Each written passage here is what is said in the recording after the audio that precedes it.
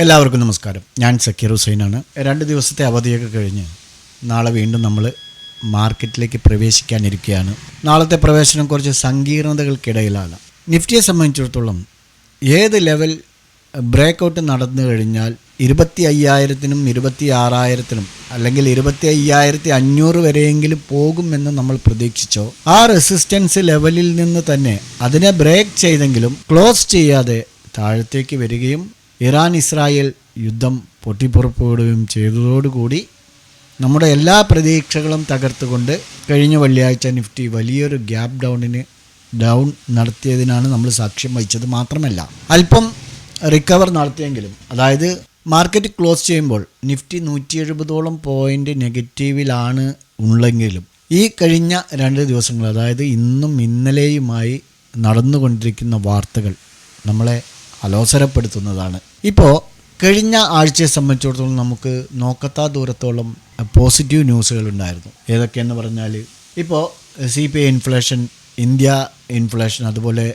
GDP data, അതുപോലെ തന്നെ dollar index, ഈ തുടങ്ങിയ എല്ലാം തന്നെ പോസിറ്റീവ് ന്യൂസുകളായിരുന്നു. മാർക്കറ്റ് വിശേഷങ്ങളിലേക്ക് വരുന്നതിന് മുമ്പ് നിങ്ങൾ ആദ്യമായാണ് ഞങ്ങളുടെ വീഡിയോ കാണുന്നതെങ്കിൽ താഴെ ഡിസ്ക്രിപ്ഷനിൽ ഞങ്ങളുടെ ടെലഗ്രാം ചാനലിൻ്റെ ലിങ്കുണ്ട്, നിങ്ങൾക്ക് ജോയിൻ ചെയ്യാം.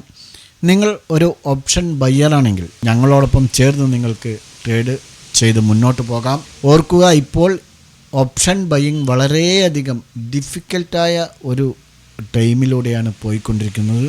വളരെ ശ്രദ്ധാപൂർവം നമ്മൾ ചെയ്തില്ലെങ്കിൽ, അതായത് ഇപ്പോൾ നമ്മളൊരു ലൈൻ ബ്രേക്കൗട്ട് ആകാൻ വേണ്ടി കാത്തിരുന്നാൽ, അതായത് ഈ ലൈൻ ബ്രേക്കൗട്ട് ആയിക്കഴിഞ്ഞാൽ ഇത്രത്തോളം പോകും എന്നുള്ള പ്രതീക്ഷയോടുകൂടി ആ ലൈൻ ബ്രേക്കൗട്ട് ആകാൻ കാത്തു നിൽക്കുകയും ആ ലൈൻ ബ്രേക്കൗട്ട് ആയിക്കഴിഞ്ഞാൽ നമ്മൾ എൻട്രി എടുത്ത് വലിയൊരു പ്രോഫിറ്റിന് കാത്തിരിക്കുകയും ചെയ്താൽ തന്നെ അത് പൂർണ്ണമായും സക്സസ് ആവാത്ത ഒരു സാഹചര്യമാണ് ഓപ്ഷൻ ബയ്യിങ്ങിനെ സംബന്ധിച്ചിടത്തോളം ഇപ്പോൾ സംജാതമായിക്കൊണ്ടിരിക്കുന്നത്. ട്രേഡ് ചെയ്യുന്ന എല്ലാവർക്കും ഞാൻ പറയാതെ തന്നെ അറിയുന്നതായിരിക്കും.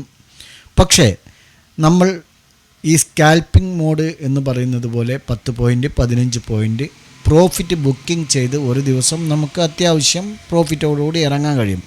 എന്നാൽ തന്നെ ഈ കഴിഞ്ഞ മാസം അല്ലെങ്കിൽ 1.5 മാസമായുള്ള സാഹചര്യം എന്ന് പറയുന്നത് വളരെ ഈ 10 പോയിൻ്റ് തന്നെ പ്രോഫിറ്റ് ബുക്ക് ചെയ്യാൻ പറ്റാത്ത ഒരു സാഹചര്യത്തിലൂടെയാണ്. നിങ്ങൾക്ക് ഞങ്ങളുടെ കൂടെ ട്രേഡ് ചെയ്യാൻ താല്പര്യമുണ്ടെങ്കിൽ ടെലഗ്രാം ചാനലിൽ ജോയിൻ ചെയ്യുക, ഞങ്ങളുമായി ബന്ധപ്പെടുക. നമ്മൾ ലാസ്റ്റ് വീക്ക് ഒന്ന് പരിശോധിക്കുകയാണെങ്കിൽ, അതായത് കഴിഞ്ഞ ആഴ്ചയിലെ കുറച്ച് പോസിറ്റീവ് ന്യൂസുകൾ ഒന്ന് പരിശോധിക്കുകയാണെങ്കിൽ അതിൽ ആദ്യത്തേത് മൺസൂൺ തന്നെയാണ്. നമ്മുടെ ഇന്ത്യയിൽ മൺസൂൺ നമ്മൾ പ്രതീക്ഷിച്ചതിലും ഒരു 5-8 ദിവസം മുന്നേ വന്നു എന്നുള്ളതാണ്. ഇപ്പോഴും അതൊരു പരിമിതമായി പോയിക്കൊണ്ടിരിക്കുന്നു എന്നുള്ളതാണ്. രണ്ടാമത്തേത് ഇന്ത്യയുടെ CPI ഇൻഫ്ലേഷൻ ഡാറ്റയാണ്. 75 മാസത്തെ ലോ ആണ് ഡാറ്റ വന്നിരിക്കുന്നത്, ഒരു പോസിറ്റീവായിരുന്നു. അതേപോലെ തന്നെ better GDP data, USA inflation ഡാറ്റയായിരുന്നു മറ്റൊന്ന്. 2.4 ഇപ്രാവശ്യം രേഖപ്പെടുത്തിയിരിക്കുന്നത്, എന്നാൽ 2.5 ആയിരുന്നു എക്സ്പെക്റ്റേഷൻ ചെയ്തത്. അതുകൊണ്ട് തന്നെ അതും ഒരു നല്ല ന്യൂസായിരുന്നു. മറ്റൊന്ന് അൺഎംപ്ലോയ്മെൻറ്റ് ഡാറ്റയാണ് US നിന്നും വന്ന. അതുപോലെ തന്നെ ഡോളർ ഇൻഡെക്സ് 99-200 ഇവയിൽ സസ്റ്റെയിൻ ചെയ്തിരുന്നു. മറ്റൊന്ന് 10 ഇയർ ബോണ്ട് ഈൽഡ് 4.2 4.4 സസ്റ്റെയിൻ ചെയ്യുന്നു എന്നുള്ളത്. അപ്പോൾ ഇത്രത്തോളം പോസിറ്റീവ് ന്യൂസുകൾ ഉണ്ടായിരുന്നു. ഈ ഒരു വാർ അറ്റംപ്റ്റ് വന്നതോട് കൂടിയിട്ട് നമ്മുടെ മാർക്കറ്റിൽ പലതരത്തിലുള്ള ദുസ്സൂചനകളും വന്നുകൊണ്ടിരിക്കുകയാണ്. അതിൽ നെഗറ്റീവ് ന്യൂസ് എന്ന് പറയാനുള്ളത് മെയിനായിട്ടും ഇത് തന്നെ, ജിയോ പൊളിറ്റിക്കൽ ടെൻഷൻ. അതായത് ഇറാൻ ഇസ്രായേൽ വാർ. അതായത് ഇസ്രായേൽ പറയുന്നത് ന്യൂക്ലിയർ പ്ലാന്റ് അത് ഞങ്ങൾ തകർക്കും എന്ന് തന്നെയാണ്. അത് തകർക്കാൻ വേണ്ടി അവർ ലക്ഷ്യം വയ്ക്കുകയും ചെയ്തു. അത് അല്പം തകരുകയും, എന്നാൽ പൂർണ്ണമായും അതിനെ ബാധിച്ചിട്ടില്ല എന്നാണ് ഇറാൻ്റെ ഭാഗത്തു നിന്നുള്ള മറുപടി. പക്ഷേ നമ്മൾ വാർത്തകൾ സത്യസന്ധമായി നമ്മളിലേക്ക് എത്തുന്നില്ല എന്നതാണ്. ഇപ്പോൾ നിങ്ങളൊക്കെ ശ്രദ്ധിച്ചിട്ടുണ്ടാവും, നിഷ്പക്ഷമായ ഒരു വാർത്ത ഏതിലുമില്ല എന്നുള്ളതാണ്. നമ്മൾ എവിടെ പോയിട്ടാണ് നിഷ്പക്ഷമായ വാർത്ത ഇനി ശേഖരിക്കേണ്ടത് എന്ന് അറിയുന്നില്ല.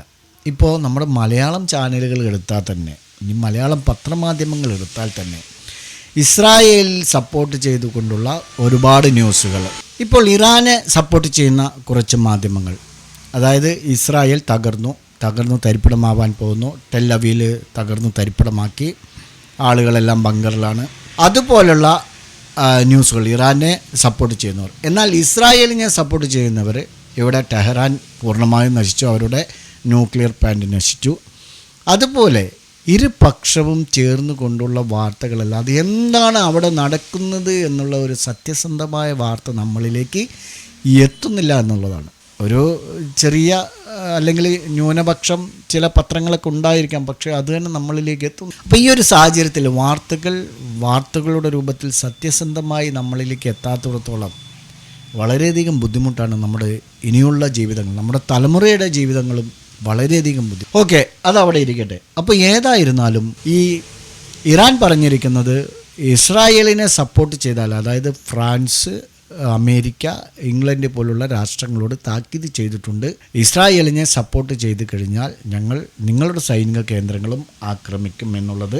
പക്ഷേ ഇപ്പോൾ ലേറ്റസ്റ്റ് വാർത്ത കിട്ടിയത് ഇംഗ്ലണ്ട് ഈ ഒരു ഭീഷണിയെ മറികടന്ന് അവരുടെ ആയുധശേഖരങ്ങളെല്ലാം തന്നെ വേറൊരിടത്തേക്ക്, അതായത് ഇസ്രായേലിനെ സഹായിക്കുന്ന തരത്തിൽ വേറെ ഏതോ ഒരു ഭാഗത്തേക്ക് മാറ്റിയിട്ടുണ്ട് എന്നുള്ളതാണ് ലാസ്റ്റ് കിട്ടിയ ഒരു ന്യൂസായിട്ട് ഞാൻ വായിച്ചത്. ഏതായിരുന്നാലും ഈ ഒരു സങ്കീർണമായ അവസ്ഥയിലാണ് ബ്രന്റ് ക്രൂഡ് ഓയിൽ അതിൻ്റെ ഹൈയിലാണ്, അതായത് 3 ഇയേഴ്സിന് ശേഷം ഹൈക്കിലാണുള്ളത്. 65 നിന്ന് 80 കുതിച്ചുയർന്നത്. അതുപോലെ തന്നെ US-ഉം ചൈനയും തമ്മിൽ ലണ്ടനിൽ നടന്നിരുന്ന ആ ഒരു ട്രേഡിംഗ് ഡേയിൽ എങ്ങും എത്താതെ 2 ദിവസം അവർ ലണ്ടനിൽ കഴിച്ചുകൂട്ടി ചർച്ചകൾ നടത്തിയെങ്കിലും അത് സക്സസ്സിലേക്ക് എത്തിയില്ല. അവസാനമായി ട്രംപ് പറഞ്ഞത് അവരുടെ ഫയലുകൾ ഞങ്ങളുടെ മേശപ്പുറത്തുണ്ട്, ഞങ്ങളുടെ ഫയൽ അവരുടെ മേശപ്പുറത്തുണ്ട് എന്നുള്ളതാണ്. ഓക്കെ, മറ്റൊന്ന് FIRസിൻ്റെ സെല്ലിംഗ് ആണ്. FIRs കഴിഞ്ഞ ആഴ്ച മുഴുവനായും സെൽ ചെയ്തുകൊണ്ടിരിക്കുകയാണ്. അപ്പോൾ ഇതൊക്കെയാണ് നെഗറ്റീവ് ന്യൂസുകളുള്ളത്. പക്ഷേ പോസിറ്റീവ് ന്യൂസുകളെ സംബന്ധിച്ചിടത്തോളം അതിനേക്കാളും തീവ്രമായതാണ് നെഗറ്റീവ് ന്യൂസുകൾ എന്നുള്ളതാണ് നമ്മൾ ചിന്തിക്കേണ്ട ഒരു കാര്യം. വീക്ക്ലി ബേസിസിൽ നോക്കുകയാണെങ്കിൽ സെൻസെക്സ് 1075 പോയിൻ്റ് നെഗറ്റീവിൽ, അതായത് 1.3% ഇടിഞ്ഞ് 81,118 സെറ്റിൽഡ് ആയിരിക്കുന്നത്. നിഫ്റ്റി 284 പോയിൻ്റ് നെഗറ്റീവിൽ 1.13% ഇടിഞ്ഞ് 24,718 സെറ്റിൽഡ് ആയിട്ടുണ്ട്. അതുപോലെ തന്നെ small cap, mid cap, large cap എന്നിവ അതിൽ സ്മാൾ ക്യാപ്പ് ഫ്ലാറ്റ് ക്ലോസിംഗ് ആണ്. മിഡ് ക്യാപ്പും ലാർജ് ക്യാപ്പും ഈച്ച് 1% ഡൗണിലാണ് ക്ലോസ് ചെയ്തിരിക്കുന്നത്. സെക്ടർ ബേസിൽ നോക്കുകയാണെങ്കിൽ റിയാലിറ്റി 3%. അതേസമയം പ്രീവിയസ് വീക്ക്, അതായത് കഴിഞ്ഞ ആഴ്ചയുടെ മുന്നത്തെ ആഴ്ച 9% പോസിറ്റീവിലാണ് റിയാലിറ്റി ക്ലോസ് ചെയ്തിരിക്കുന്നത് എന്നുള്ളതാണ്. അതേപോലെ PSU ബാങ്ക് 2.3% ഇടിഞ്ഞു, PMCG 2%, അതുപോലെ bank Nifty 2%, metal 1.5%. IT sector കഴിഞ്ഞ ആഴ്ച പോസിറ്റീവിലാണ് ക്ലോസ് ചെയ്തിരിക്കുന്നത്, 3% പോസിറ്റീവിലാണ്. അതുപോലെ മീഡിയയും ഫാമയും ഈച്ച് 1% പോസിറ്റീവിലാണ് ക്ലോസ് ചെയ്തിരിക്കുന്നത്. ഇപ്പോൾ FIRസിൻ്റെ പ്രീവിയസ് വീക്കിലെ ആക്ടിവിറ്റി നോക്കുകയാണെങ്കിൽ 1246 കോടിയുടെ സെല്ലിംഗ് ആണ് നടത്തിയിരിക്കുന്നത്. ഈ 2025 വർഷം ജനുവരി 1 മുതൽ ഈ ജൂൺ ഇപ്പോൾ കഴിഞ്ഞ കറൻറ്റ് പ്രീവിയസ് ഡേ വരെ 1,24,000 കോടിയുടെ സെല്ലിംഗ് ആണ് അവർ നടത്തിയിരിക്കുന്നത്. എന്നാൽ DIS കഴിഞ്ഞ ആഴ്ച 18,637 കോടി രൂപയുടെ ബയ്യിങ് നടത്തിയിട്ടുണ്ട്. അവർ ഈ വർഷം, അതായത് 2025 ഈ ദിവസം വരെ 3,16,000 കോടി രൂപയുടെ ബയ്യിങ്ങും നടത്തിയിട്ടുണ്ട്. അപ്പോൾ ഇതൊക്കെയാണ് FIRസിൻ്റെയും DISൻ്റെയും ആക്ടിവിറ്റീസ്. ഇനി നമ്മൾ നെക്സ്റ്റ് വീക്ക്, അതായത് നാളെ മുതൽ ശ്രദ്ധിക്കേണ്ട പ്രധാനപ്പെട്ട ഒരു കാര്യം എന്ന് പറയുന്നത് നിഫ്റ്റിയെ സംബന്ധിച്ചിടത്തോളം 24,350 അല്ലെങ്കിൽ 24,400 ഈ ഒരു റേഞ്ചിൽ ഒരു സ്ട്രോങ് സപ്പോർട്ടാണ്. 24,350 ഒരിക്കലും ബ്രേക്കൗട്ട്, അതായത് ഡൗൺ സൈഡിലേക്ക് ബ്രേക്കൗട്ട് ചെയ്യാൻ പാടില്ല. ഓക്കെ, അങ്ങനെ ചെയ്ത് കഴിഞ്ഞാൽ അത് ഏതുവരെ എത്തുമെന്നുള്ളതെന്ന് നമുക്ക് നോക്കാം. 24,350 താഴെ ബ്രേക്കൗട്ട് നടത്തിയാൽ ക്രോസ് ആൻഡ് ക്ലോസ്, അതായത് ഡെയിലി ബേസിസിൽ ഒരു 1 ഡേ 2 ഡേ കണ്ടിന്യൂ ആയിട്ട് ക്ലോസ് ചെയ്ത് കഴിഞ്ഞാൽ 23,900 വരെ ഉടനടി പോകാനുള്ള സാധ്യതയുണ്ട്. അവിടെ നിന്നും പോവുകയാണെങ്കിൽ 23,600 വരെയും നിഫ്റ്റി എത്താനുള്ള സാധ്യതയുണ്ട്. ഇത് പ്രധാനമായും, അതായത് വരുന്ന ദിവസങ്ങളിൽ നിങ്ങൾ പ്രധാനമായും ശ്രദ്ധിക്കേണ്ട ഒരു കാര്യം എന്ന് പറയുന്നത് 24,350 ടു 24,400 എന്നുള്ള സപ്പോർട്ട് റേഞ്ചിനെ മറികടന്ന് നിഫ്റ്റി വീണ്ടും താഴത്തേക്ക് പോകുന്നു എന്നുള്ളതാണ്. അഥവാ താഴത്തേക്ക് പോകുകയാണെങ്കിലും ഡെയിലി ക്യാൻഡിൽ ക്ലോസ് ചെയ്യുകയാണെങ്കിൽ തീർച്ചയായും അത് താഴത്തേക്ക് പോകുമെന്ന് തന്നെ നമ്മൾ കണക്കൂട്ടണം. റെസിസ്റ്റൻസ് നോക്കുകയാണെങ്കിൽ നമ്മൾ എല്ലാ ദിവസവും പറയുന്ന പോലെ തന്നെ ഇപ്പോൾ വീഡിയോയുടെ സ്റ്റാർട്ടിങ്ങിലും പറഞ്ഞു 25,100, 25,150.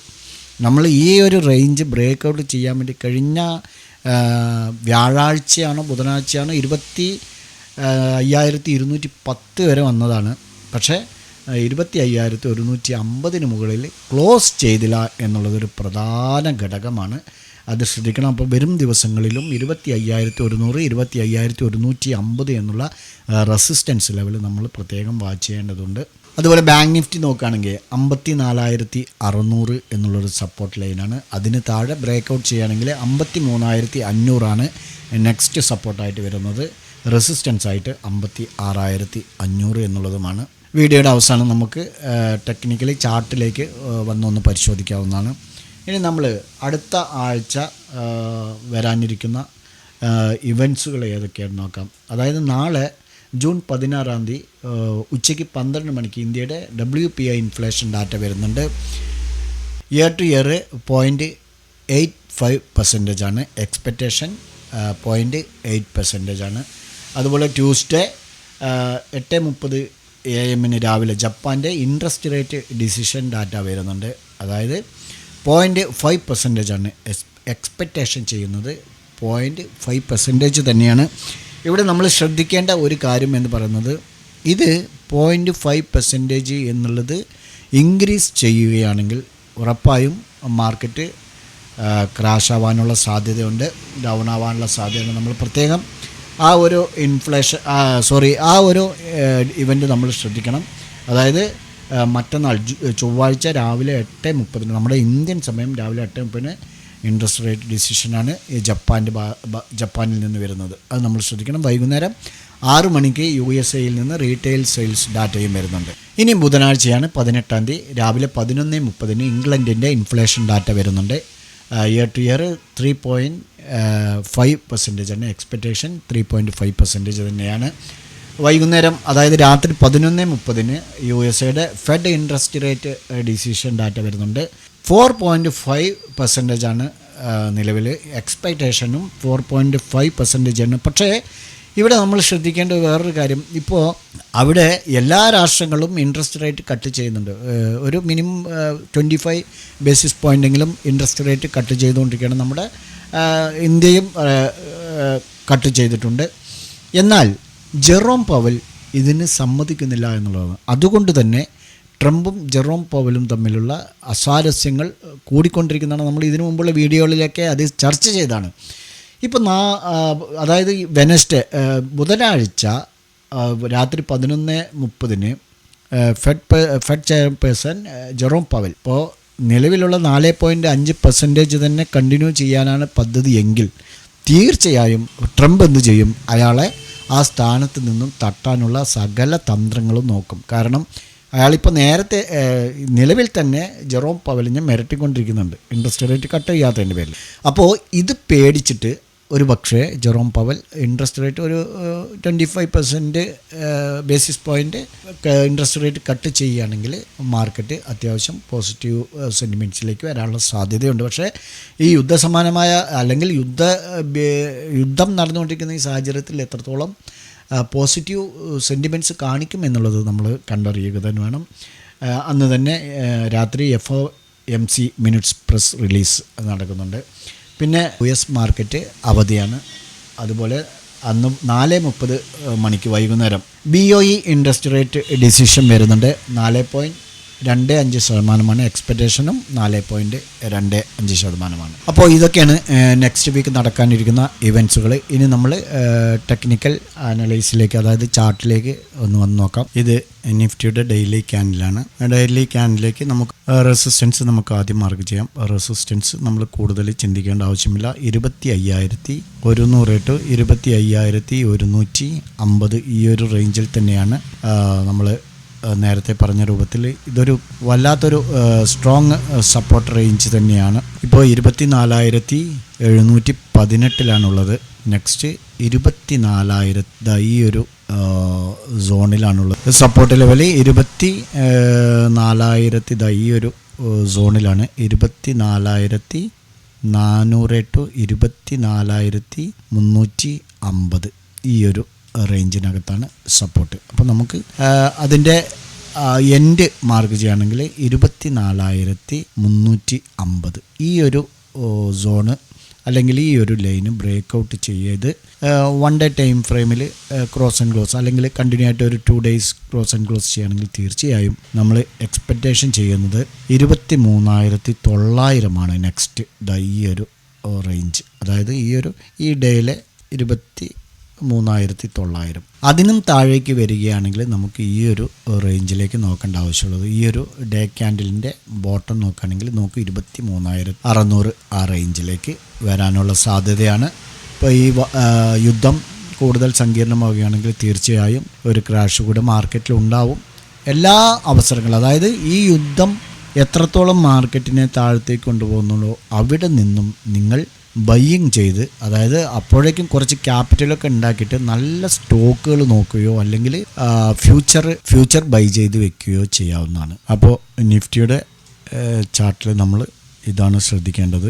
ഇനി ബാങ്ക് നിഫ്റ്റിയിലേക്ക് വരുമ്പോൾ ഡെയിലി ചാർട്ടിലാണ് റെസിസ്റ്റൻസ് ആയിട്ട് നോക്കൂ. ഈ ഒരു 56,500 റേഞ്ച്, 56,500 ടു 56,600 റേഞ്ചിൽ ഒന്ന് വാച്ച് ചെയ്യുന്നത് നന്നായിരിക്കും. ഒരു 100 പോയിൻ്റ് ഡിഫറൻറ്റിൽ എപ്പോഴും ഈ ഒരു റെസിസ്റ്റൻസ് ഏരിയ നമുക്ക് ബാങ്ക് നിഫ്റ്റിയിൽ നോക്കാവുന്നതാണ്. സപ്പോർട്ട് സോണ് നമുക്ക് 54,000, ഇത് ഡെയിലി ക്യാൻഡിലാണ്, 54,600. ഓക്കെ, ഇതിനും താഴെ വരികയാണെങ്കിൽ 53, ഈ ഒരു ക്യാൻഡിലിന് താഴെ 53,500. അപ്പോൾ ഈ ഒരു റേഞ്ചിൽ ബാങ്ക് നിഫ്റ്റിയും വാച്ച് ചെയ്യാവുന്നതാണ്. നമുക്ക് നാളെ ട്രേഡ് ചെയ്യാൻ വേണ്ടിയിട്ട്, നാളെ ഇപ്പോൾ എത്രത്തോളം നമ്മുടെ 15 മിനിറ്റ്സ് ക്യാൻഡിൽ വർക്കൗട്ട് ആവും എന്നുള്ളത് നമുക്ക് പറയാൻ വയ്യ. എന്നിരുന്നാലും അതിൻ്റെ പരമാവധി ഡിസ്റ്റൻസ് നോക്കിയിട്ട് നമുക്ക് വാച്ച് ചെയ്യാവുന്നതാണ്. റെസിസ്റ്റൻസ് ആയിട്ട് നമുക്ക് സിമ്പിളായിട്ട് മാർക്ക് ചെയ്യാൻ കഴിയും. കാരണം ഡേ ഹൈ നോക്കിയിട്ട് 24,750 അല്ലെങ്കിൽ 24,760 ആ റേഞ്ച് വാച്ച് ചെയ്യാവുന്നതാണ്. ഓക്കെ, റെസിസ്റ്റൻസ് ആയിട്ട്. എന്നാൽ സപ്പോർട്ടായിട്ട്, അതായത് ഈ സപ്പോർട്ട് ബ്രേക്ക് ചെയ്യപ്പോൾ നാളെ ഒരു ഗ്യാപ്പ് ഡൗൺ ഓപ്പൺ ആണെങ്കിൽ, ഇപ്പോൾ മിനിഞ്ഞാന്നത്തെ പോലെ ഒരു വലിയ ഗ്യാപ്പ് ഡൗൺ ആണെങ്കിൽ പിന്നെ നമ്മൾ എത്ര മാർക്ക് ചെയ്തിട്ടും കാര്യമില്ല. ഇപ്പോൾ ഈ ഒരു റേഞ്ചിൽ നിന്ന് നമ്മൾ പിടിക്കുകയാണെങ്കിൽ 245 പോയിൻറ്റിൻ്റെ ഡിഫറൻ്റാണുള്ളത്. അപ്പോൾ ഏതായിരുന്നാലും അതിന് താഴെ സപ്പോർട്ട് ലെവൽ വാച്ച് ചെയ്യാവുന്നതാണ് 24,500. അപ്പോൾ 24,500 ക്രോസ് ആൻഡ് ക്ലോസ് ചെയ്യുകയാണെങ്കിൽ തീർച്ചയായും നമ്മൾ നേരത്തെ പറഞ്ഞ രൂപത്തിൽ 24,350-400 ആ റേഞ്ചിലേക്ക് അവിടെ ഒരു സ്ട്രോങ് സപ്പോർട്ടുണ്ടല്ലോ. അപ്പോൾ അതേതായിരുന്നാലും നമ്മൾ നേരത്തെ പറഞ്ഞ രൂപത്തിൽ ഒരു സ്ട്രോങ് സപ്പോർട്ടായതുകൊണ്ട് തന്നെ അതുവരെ പോകാനുള്ള സാധ്യത നമുക്ക് കണക്ക് കൂട്ടിക്കൊണ്ട് 24,500 എന്നുള്ളത് നാളെ 15 മിനിറ്റ്സ് ടൈം ഫ്രെയിമിൽ നമുക്ക് വാച്ച് ചെയ്യാവുന്നതാണ്. അപ്പോൾ നിഫ്റ്റിയിൽ നമുക്ക് ഇങ്ങനെ നോക്കാം. ബാങ്ക് നിഫ്റ്റിയിലേക്ക് വരുമ്പോൾ ഈ ഒരു പറഞ്ഞ രൂപത്തിൽ ഈ ഒരു 55,160 സപ്പോർട്ടും റെസിസ്റ്റൻസായിട്ട് 55,690 ബാങ്ക് നിഫ്റ്റി നമുക്ക് ഇങ്ങനെയും വാച്ച് ചെയ്യാവുന്നതാണ്. സെൻസെക്സിലേക്ക് വരുമ്പോൾ സപ്പോർട്ട് നമുക്ക് 80,350, റെസിസ്റ്റൻസായിട്ട് 81,250, 81,240, 50 ഈ റേഞ്ചിൽ. അപ്പോൾ 50 തന്നെ നമുക്ക് വാച്ച് ചെയ്യാവുന്നതാണ്. ഓക്കെ, അപ്പോൾ സെൻസെക്സിൽ ഇങ്ങനെയും വാച്ച് ചെയ്യാം. ഈ 3 ഇൻഡെക്സുകളും നിങ്ങൾ നിങ്ങളുടെ പ്ലാറ്റ്ഫോമിൽ ആഡ് ചെയ്യുക. നാളെ ശ്രദ്ധിച്ച് ട്രേഡ് ചെയ്യുക. കൂടുതലായും യുദ്ധ സാഹചര്യം കണക്കാക്കിക്കൊണ്ട് ഇപ്പോൾ നല്ല ഡൗൺ പോകും എന്ന് പ്രതീക്ഷിച്ചിട്ട് നമ്മൾ ചിലപ്പോൾ എടുത്തു കഴിഞ്ഞാൽ ഒരു വാളറ്റൈലിലേക്ക് വന്നു കഴിഞ്ഞാൽ പേടിക്കാതെ ഹോൾഡ് ചെയ്യുന്നവർ കുഴപ്പമില്ല. ഒരുപക്ഷെ പേടിക്കാതെ ഹോൾഡ് ചെയ്തിട്ടും അത് പിന്നീട് റിട്ടേൺ പോയില്ല എന്നുണ്ടെങ്കിൽ അതും വലിയ പ്രയാസമാവും. അതുകൊണ്ട് ഏതായിരുന്നാലും മാർക്കറ്റിൻ്റെ സെൻറ്റിമെൻറ്റ്സ് നോക്കി ശ്രദ്ധിച്ച് ട്രേഡ് ചെയ്യാൻ ശ്രമിക്കുക. അവസാനമായി നിങ്ങൾ ഞങ്ങളുടെ ടെലഗ്രാം ചാനലിൽ ജോയിൻ ചെയ്യാൻ താല്പര്യമുണ്ടെങ്കിൽ താഴെ ഡിസ്ക്രിപ്ഷനിൽ ലിങ്കുണ്ട്, ജോയിൻ ചെയ്യാം. നാളെ നല്ലൊരു പ്രോഫിറ്റബിൾ ഡേ ആവട്ടെ എന്ന് ആശംസിക്കുകയാണ്. ഞങ്ങളുടെ വീഡിയോ എഡ്യൂക്കേഷൻ പർപ്പസിന് വേണ്ടി മാത്രമാണ്. മറ്റൊരു വീഡിയോയുമായി വീണ്ടും കാണാം. ബൈ.